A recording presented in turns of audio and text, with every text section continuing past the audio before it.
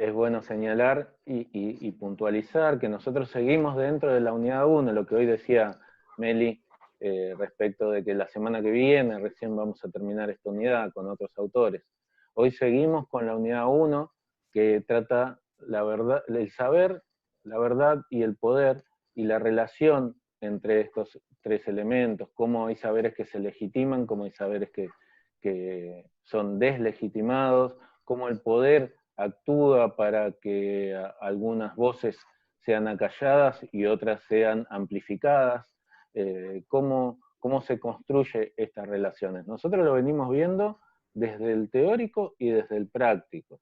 Cuando vimos Bourdieu en el práctico, en la primera clase, vimos cómo esta relación entre saber, verdad y poder se oculta, se la invisibiliza, se la trata de negar para mantener determinado status quo, para mantener determinada relación de poder vigente. Cuando vimos Quijano, vimos que también existía una relación en ese sentido colonial, digamos, más allá de las instituciones, que es un poco lo que habla Bourdieu, de la relación de poder dentro de las instituciones, como algunas ciencias se legitiman y otras se deslegitiman. En el caso de Quijano vimos como hay voces, las voces de Europa, las voces del centro, que se legitiman, mientras que las voces de la periferia, de América, de África, de Asia, se deslegitiman y descalifican todo el tiempo como mitos, como supersticiones, etcétera, y la única, o como un pensamiento atrasado. Y el único pensamiento válido era el pensamiento europeo. Cuando vimos ahora a Fox-Keller en los prácticos, vimos que a eso se suma la posición patriarcal, digamos, donde hay una masculinidad que se la construye como el saber racional y mientras tanto se construye a lo femenino como lo emocional. Lo femenino es lo emocional, lo débil, y lo masculino es lo racional. Entonces incluso se dice que aquellas mujeres que son racionales piensan como hombres, y aquellos hombres que son emocionales están actuando como mujeres. Eh, ahí, ahí vemos cómo empiezan a confluir lo que también señalábamos la clase pasada, lo que señala Boaventura de Sousa Santos, estas tres patas, ¿no? El capitalismo, el colonialismo y el patriarcado, como tres patas fundantes de la dominación colonial actual, y como planteábamos también en el ejercicio de esta semana en el práctico, en la lógica descolonial hay que ser anticapitalista, anticolonialista y antipatriarcal para romper con esas tres patas fundantes de esta dominación actual. En este sentido, hoy vamos a ver el texto de Eduardo Rinesi, que señalaba Meli, es un texto complejo, es un texto difícil, seguramente ustedes habrán leído, los que ya se acercaban al texto y los que se acerquen después van a ver que hay un montón de citas y un montón de autores que Rinesi va nombrando y va señalando, y un montón de conceptos que Rinesi va nombrando en ese capítulo del libro. Nosotros lo que vamos a ver hoy es lo que la materia destaca de ese capítulo, lo que nosotros vamos a trabajar como destacable de ese capítulo, que es lo que nos importa que ustedes incorporen como conceptos. No es que el resto del texto no sea importante, no lo es en relación a lo que nosotros queremos trabajar para la materia. Pero obviamente que todo lo que dice Rinesi es interesante, importante, pero queremos marcarle un poco por dónde va la línea de la lectura para que no se enreden con todos los nombres que aparecen, los autores, las definiciones, sino algunas cuestiones puntuales. Y el texto de Rinesi... En este caso, este texto, como todos los que hemos visto, tienen una idea central a la que nosotros como cátedra apuntamos, que ustedes puedan identificar, y eso está bueno remarcar, que tratemos de enfocarnos en eso y no en irnos por ahí como en los otros caminos donde el texto nos lleva, que en este caso Rinesi tiene esa forma de escritura de poder mencionar quizás para un concepto 5 autores, entonces... bueno, la idea es que ustedes se traten de quedar con el eje central. En este caso, como bien decías vos, el de la política y la tragedia. Tal cual, ahí ya en el título del texto, y como les digo siempre, vayamos de entrada al título. A veces el título es un título más connotativo, hace una referencia indirecta a lo que está planteando, pero en la mayoría de los autores el título es denotativo, o sea, nos dice por dónde va la idea central del texto, de lo que nos propone ese texto. En este caso, Política y Tragedia, Hamlet, la obra de Shakespeare, de William Shakespeare, entre Hobbes y Maquiavelo. Ahora vamos a ver un poco sobre Hobbes y Maquiavelo y también sobre esta obra de Shakespeare. Pero ¿por qué política y tragedia? Esto es importante. Hay algunas palabras clave, voy a tratar de señalar en cada texto que vayamos abordando, algunas palabras que son fundamentales a la hora de abordar el texto, en este caso política, tragedia, conflicto, consenso y orden social. Seguramente hay otras más, pero por ahora me parecía importante hacer hincapié en estos conceptos que van a ser fundamentales y que son, como bien decía Meli, por donde nosotros queremos que vaya la lectura de este texto.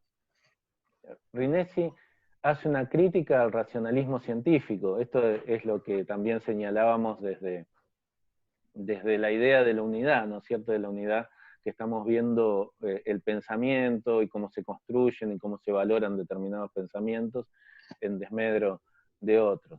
Desde el pensamiento científico, desde esta crítica al racionalismo científico, Rinesi se pregunta cómo pensar la política, con qué instrumentos hacerlo, que no sean los instrumentos clásicos de este racionalismo científico, y nos propone utilizar el pensamiento trágico.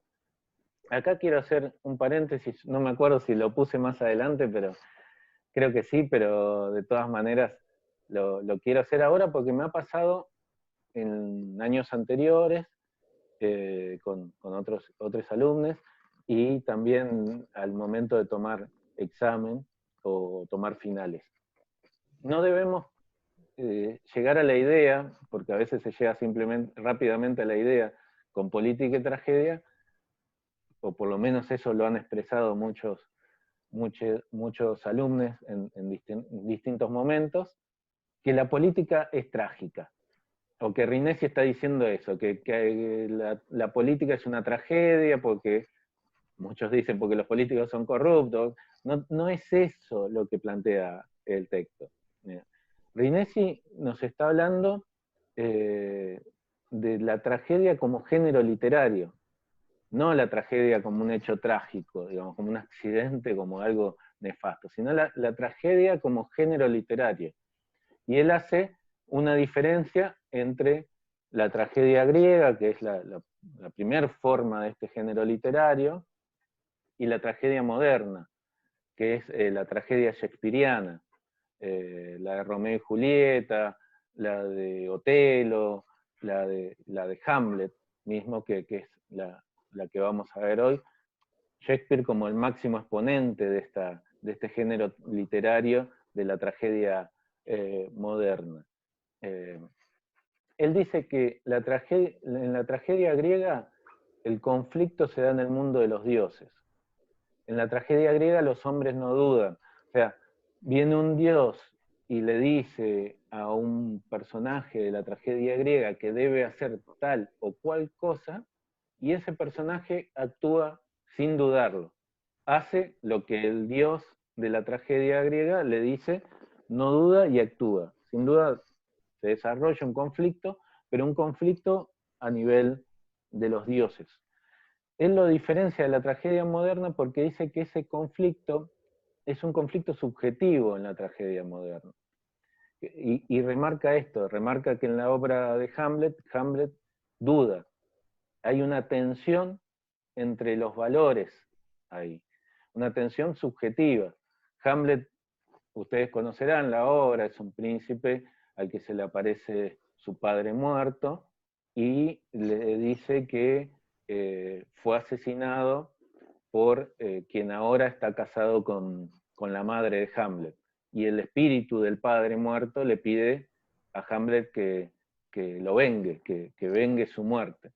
Y Hamlet príncipe de Dinamarca, duda si matar o no al rey. Por un lado, él siente que es lo que tiene que hacer, porque su padre se lo pide. Entonces, por el lado de la petición paterna, del amor al padre, él siente que tiene que vengar su muerte. Pero por otro lado, por el amor a la madre y por el sufrimiento que le va a causar a la madre, y además porque él cree que no corresponde sostener esa lógica política de muerto el rey, viva el rey, o sea, que la sucesión de un mandato sea a través del asesinato del mandatario, comienza con esa duda existencial que lo lleva, digamos, en la obra a esa famosa escena donde él está con la calavera y se pregunta ser o no ser. Digamos. Entonces, las tensiones en la tragedia moderna, en este género literario, pero versión moderna, versión Shakespeare, recordemos que cuando hablamos de moderna estamos hablando del siglo XV, siglo XVI, siglo XVII, no estamos hablando de la actualidad, pero la tragedia moderna nos presenta ya una duda que no está a nivel de los dioses, sino que está a nivel de los valores, a nivel subjetivo. Por eso dice Rinesi que el conflicto, este conflicto de valores, este conflicto subjetivo, nos sirve como herramienta para analizar la política. Él va a señalar, interrumpime Meli, yo vengo hablando rápido No, porque... no, justamente iba a hacer una apreciación sobre eso, digo, porque por ahí ustedes mientras escuchaban el inicio de tu exposición, digo, se preguntarán, ¿y esto qué tiene que ver con la política, no? Que es un poco lo que, la duda que surge, ¿cómo pensar la política a través de la literatura y a través de la tragedia? Bueno, justamente porque lo que Rinesi dice en sus primeras líneas es que el conflicto, así como es presentado en la literatura, es constitutivo de la política que hoy nos atraviesa, ¿no? Y a partir de ahí comienza a exponer tanto las similitudes que encuentra como las diferencias, pero sí él hace un paralelismo entre estas dos, entre estos dos grandes categorías para poder pensar lo social, justamente. Tal cual, tal cual. Y es lo que señala, y acá justo llegaba a esa diapositiva, en la que aborda el conflicto como una esencia, algo esencial de la tragedia.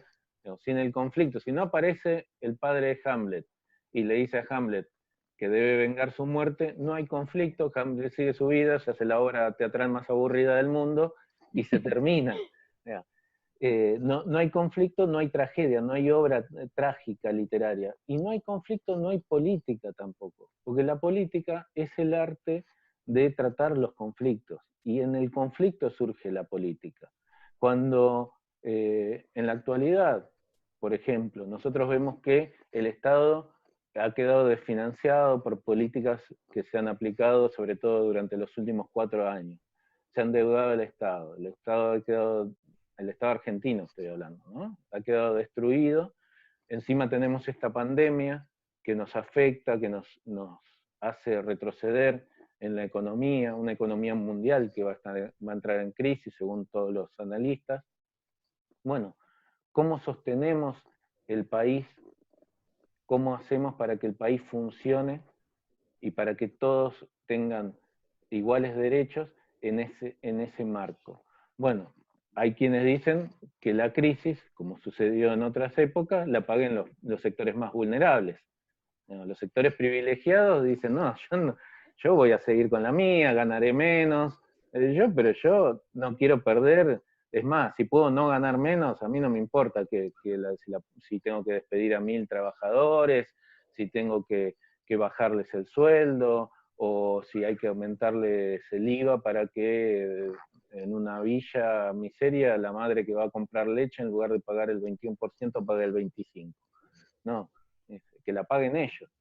Y otros sectores, en este caso el propio gobierno, que decide ponerse en otro lugar y decir, no, vamos a que esta crisis la paguen los sectores de mayores recursos, pongamos un impuesto a la riqueza para tratar de sostener aquellos puestos de trabajo, para tratar de sostener la economía del país, para que el país funcione y esté equilibrado. En esa tensión, eso es un conflicto de intereses entre sectores que tienen una postura y sectores que tienen otra postura totalmente distinta.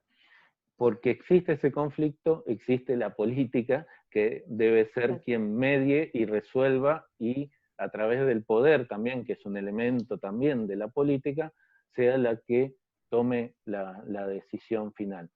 Las decisiones siempre son políticas y siempre tienen que ver con los valores que se ponen en juego. Un ejemplo más para reforzar esta idea que a mí se me ocurría, el año anterior, cuando todavía estábamos con otro gobierno.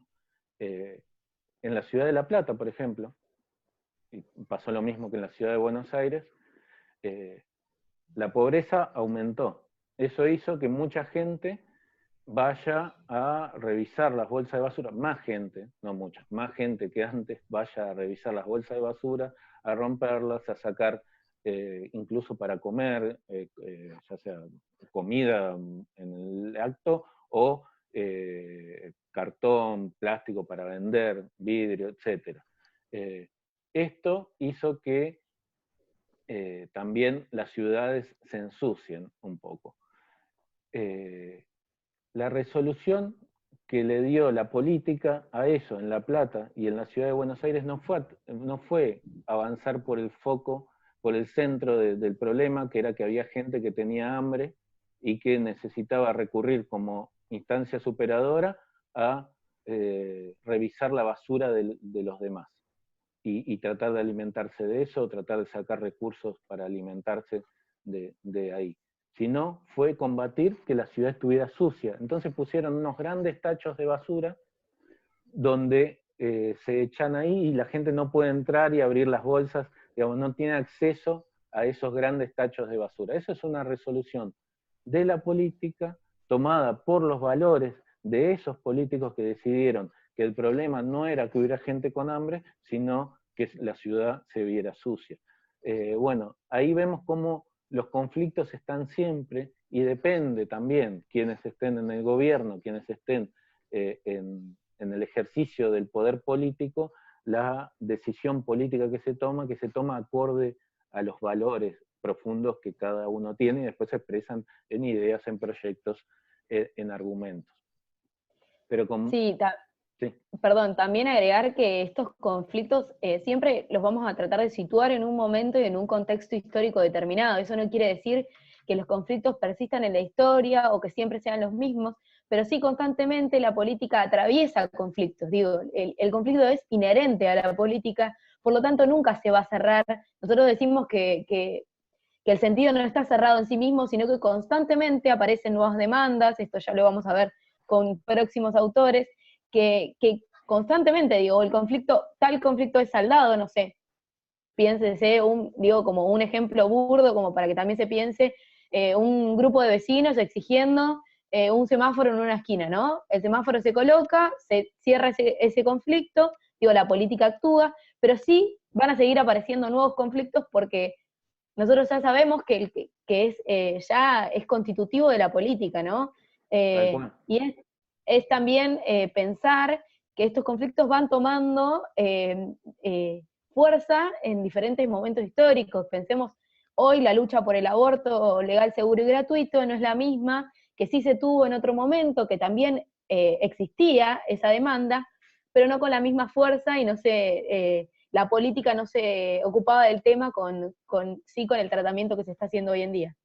Totalmente, y bueno, y ahí hay que tener en claro que cómo surgen estos conflictos, como vos bien señalabas, y lo instituido y lo instituyente, de lo que hablaremos en otro momento, pero que también hace alguna referencia a Rinesi sobre la política y lo político, digamos. Lo político sería el momento instituyente, las miles y cientos de miles de mujeres que marcharon a las plazas con sus pañuelos verdes reclamando el derecho al aborto seguro, legal y gratuito, y el momento instituido sería en el momento en que el Congreso sancionase esa ley y se transformase en un derecho pleno. Bueno, eso es, por un lado, el momento instituyente sería para algunos autores lo político, y el momento instituido sería la política. eso también vemos que en el texto de Rinesi lo plantean como que hay varias definiciones de la política y lo político, y no se ponen de acuerdo muchos autores en qué definición darle a cada uno. Pero como decíamos en esta parte de la exposición, el conflicto es constitutivo de la tragedia y es constitutivo de la política. Sin conflicto no hay tragedia y sin conflicto no hay política. Rinesi nos plantea esto, el pensamiento trágico versus el racionalismo científico, y dice que el pensamiento trágico reconoce el conflicto como algo inevitable, no trata de obturarlo, no trata de ocultarlo, no trata de decir, bueno, viviremos en una sociedad de consenso, porque es imposible que vivamos en esa ciudad, en esa sociedad ideal donde no hay conflicto. Siempre que hay intereses subjetivos, intereses de valores, el conflicto surge, y por eso también surge la política. Aquí Rinesi nos va a traer dos autores clave que son los que decidimos destacar en este texto. Él nombra muchos, hay otros que seguramente valdría la pena destacar, pero por la brevedad de la exposición que tenemos que hacer y por la elección también subjetiva que hemos decidido hacer, decidimos señalar los autores que están en el título también, que para Rinesi también son fundamentales, ¿no es cierto? Porque él los pone en el título de su texto. Dice, Hobbes y Maquiavelo. La primera teoría de la acción política es El Príncipe de Maquiavelo, y la primera teoría moderna de las instituciones es El Leviatán de Hobbes. Esto es lo que señala Rinesi. En este caso, solo para aclarar algunas cuestiones, algunos de ustedes habrán leído El Príncipe, habrán leído El Leviatán, otros serán la primera vez que los escuchan nombrar, pero son autores fundamentales, fundantes del pensamiento político moderno, que sienta las bases al pensamiento político actual. En El Príncipe de Nicolás Maquiavelo, que Rinesi señala como la primera teoría de la acción política moderna, se ve la tragedia de los valores, digamos, lo que decíamos hoy, ¿no es cierto? El conflicto entre los valores, la necesidad de imponer, de tomar una decisión, una postura, como Hamlet, digamos. ¿Qué hago? ¿Lo mato o no lo mato? ¿Permito que siga siendo el rey de Dinamarca y dejo que mi madre sea feliz junto a él? ¿O vengo a mi padre, hago justicia y lo mato? Digamos, bueno, esa tragedia de los valores también está en Maquiavelo, a quien se lo ha demonizado un poco, ¿no es cierto?, como autor. Por su libro, El Príncipe, ahí hace recomendaciones de cómo debía comportarse un príncipe, un gobernante, para conquistar el poder, para sostenerse en ese lugar y para ampliarlo. Eso lo ha identificado con la famosa frase, el fin justifica los medios, ¿no es cierto? Entonces, algunas de las recomendaciones de Maquiavelo son tomadas despectivamente, y su nombre ha quedado también como un adjetivo descalificativo cuando alguien trata de hacer algo en su beneficio y en perjuicio de los demás, se dice que es maquiavélico, ¿cierto? Entonces se lo cataloga de esa manera. El caso de Thomas Hobbes, en su libro El Leviatán, Hobbes hace una teoría de las instituciones políticas. Para Hobbes, el hombre es malo por naturaleza. Hobbes era ius naturalista, creía en el derecho natural y creía que había condiciones naturales en cada hombre. Pero creía que el hombre de por sí era malo por naturaleza. Esa famosa frase de él, el hombre es el lobo del hombre, ¿no? Lo caracteriza su pensamiento. Y él en el Leviatán propone un pacto social donde el Estado o un gobernante toma el poder que soberanamente le legamos parte de nuestra soberanía para hacer un pacto social y poder convivir como sociedad. Y esa soberanía que legamos, se la legamos al Estado, que es este Leviatán, este gran monstruo que va a controlarnos y que va a hacernos cumplir a pobres y a ricos, a justos y a injustos, a hombres y mujeres, las mismas obligaciones y vamos a tener los mismos derechos. Un ejemplo muy básico que me viene a la mente en relación a este pensamiento de Hobbes y que tiene que ver también con el orden social, con algo que se desprende de la teoría de Hobbes, que es parte de la teoría de Hobbes, son los semáforos. Hoy vos hacías referencia, Meli, a los semáforos. Bueno, nosotros cedemos parte de nuestra libertad en un convenio social en el que decidimos respetar una luz que alguien nos va a poner en una esquina. Y que sabemos que cuando esa luz está en rojo, por más que estemos apurados, nos tenemos que detener. Porque también confiamos en que si nosotros nos detenemos, cuando nosotros nos toque pasar y el otro tenga la luz en rojo, el otro también va a tener que cumplir con esa regla. Y a la vez cedemos a ese Estado la potestad de castigar al que no cumpla con esta norma social que nosotros hemos impuesto, que nosotros hemos convenido, no impuesto, que nosotros hemos convenido como sociedad. Esa norma social, como miles de normas sociales que van haciendo nuestro orden social, que es un orden social construido. Esto es importante porque Hobbes lo señala así, ¿no es cierto? Que no hay un orden social natural, que era lo que se sostenía en la Edad Media, ¿no es cierto? Los reyes decían, hay un orden social natural, a mí me puso Dios acá, yo soy el elegido de Dios para gobernar esta tierra, y todos me tienen que obedecer porque Dios así lo decidió. Y Hobbes lo que dice es no existe un orden social natural. El orden social es construido a través de un pacto social, en el que nada es natural, sino todo es contingente, todo tiene que ver con lo cultural, lo construido, y así vamos formando ese orden para vivir en sociedad y para poder actuar, entre comillas, de manera civilizada. Todo ese orden social representa generalmente la sedimentación de las luchas sociales y de las relaciones de poder. Durante mucho tiempo ese orden social limitó los derechos de las mujeres, limitó los derechos.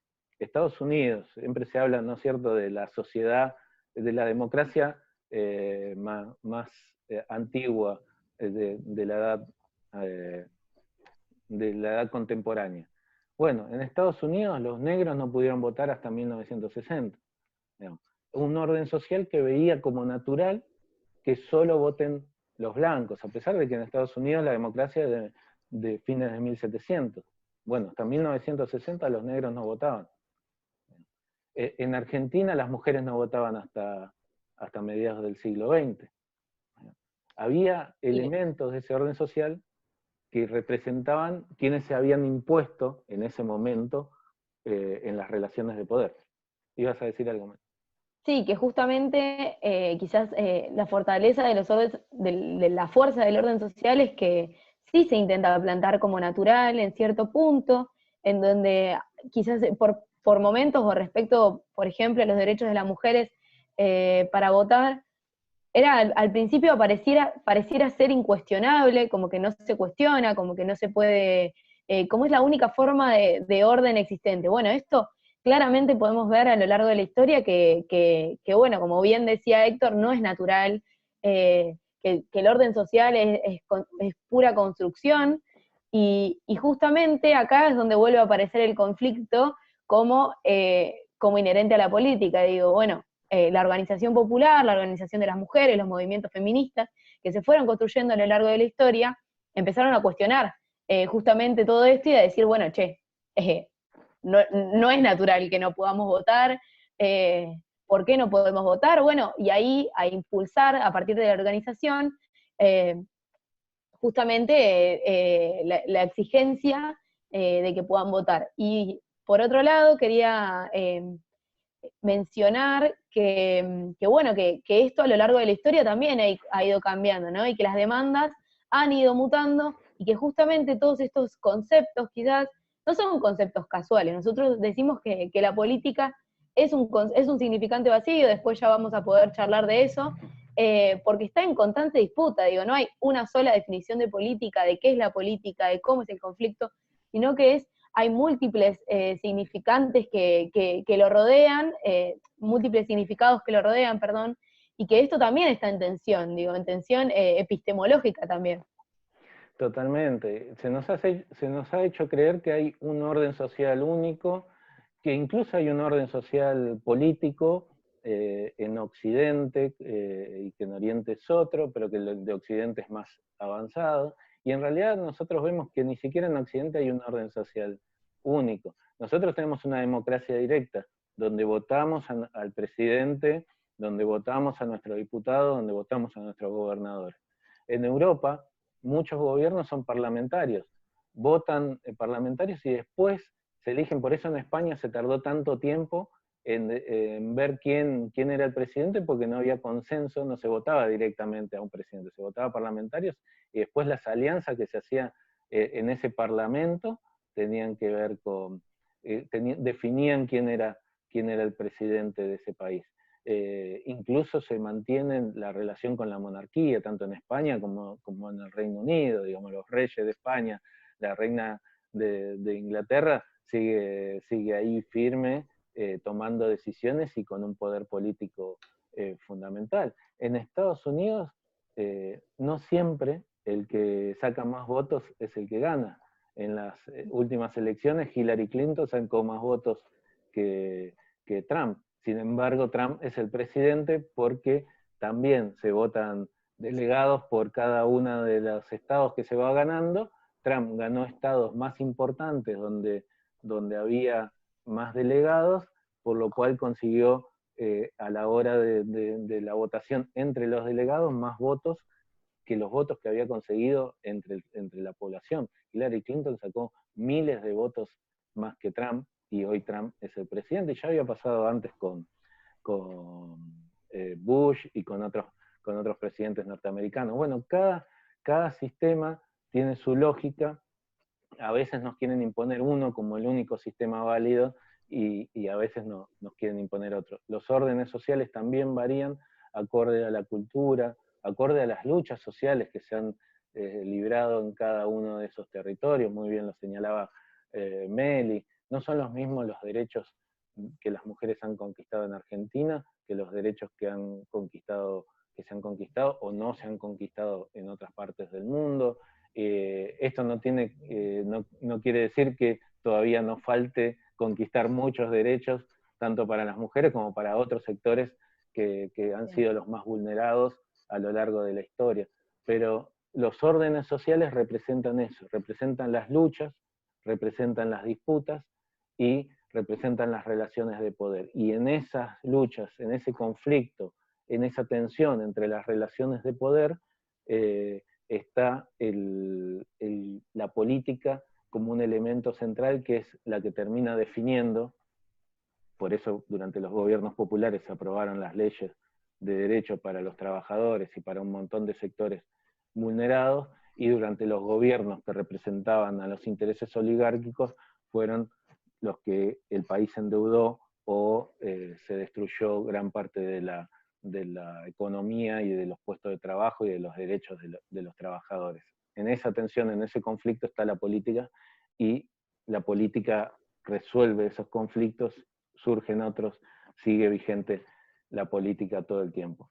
Y solamente como para cerrar, porque ya estamos también, yo creo que en medio en el límite del tiempo que nos habíamos planteado, y con miedo de que se nos corte en cualquier momento, quería mostrar esto también, que es la bandera de Brasil, donde tiene un lema la bandera de Brasil. No muchas banderas tienen un lema escrito en ellas, pero que representa claramente esta lógica, ¿no es cierto?, de construcción. Orden y progreso, dice la bandera de Brasil.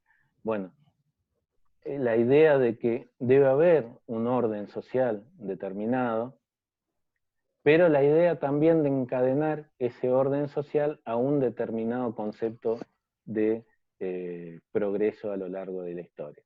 Bueno, la bandera de Brasil lo tiene como un sello, es algo muy significativo que en la constitución de un Estado se diga orden y progreso, o que, bueno, en Argentina fue más cruel aún cuando Sarmiento dijo civilización o barbarie, ¿no es cierto? Pero tiene que ver con estas concepciones. Orden, ¿qué orden? ¿Y el progreso hacia dónde? ¿O qué tipo de progreso? Bueno, esas son disputas que siempre tenemos que darnos cuando tomamos en cuenta estos conceptos, estos elementos, o vemos estas definiciones. Ahí creo que volví a la pantalla. Ahí estamos otra vez. No sé si querés agregar algo más. No, me quedaba pensando en justamente este progreso, qué implica, para quiénes, qué significa el progreso, digo, otra vez relacionándolo quizás con el texto de Quijano, que vimos la semana pasada, digo, bueno, ¿qué implica el progreso? ¿Qué es, a quiénes vemos como referentes de ese progreso? ¿Qué pasa? ¿Qué rol juega en las sociedades europeas? ¿Cómo es el orden social construido ahí en comparación a nuestro orden social, o a cómo es nuestra vida en sociedad acá en nuestro país? Y me parece que, bueno, que espero que puedan haber visto hacia dónde apuntábamos con este texto, o hacia dónde queríamos llegar, y qué se entiende por la política y por la tragedia a partir de tomar a Rinesi. Tal cual, nosotros del texto tomamos algunos conceptos fundamentales, que era lo que nos importaba que a ustedes le queden marcados, sobre todo esta relación que plantea desde el título, política y tragedia, por qué la tragedia nos da elementos para analizar la política, qué es el conflicto, por qué es constitutivo tanto de la tragedia como de la política, marcar un poquito de estos dos autores y señalar esta idea de un orden social, de que el orden social no es natural, sino que es construido por convenios coyunturales e históricos. Digamos. No es lo mismo el orden social argentino actual que el orden social argentino de hace 50 o 100 años atrás, o que el orden social de otro lugar del mundo. Por eso, básicamente, estos son algunos de los elementos que queríamos poner en disputa para que ustedes trabajen. Ahora les vamos a dejar un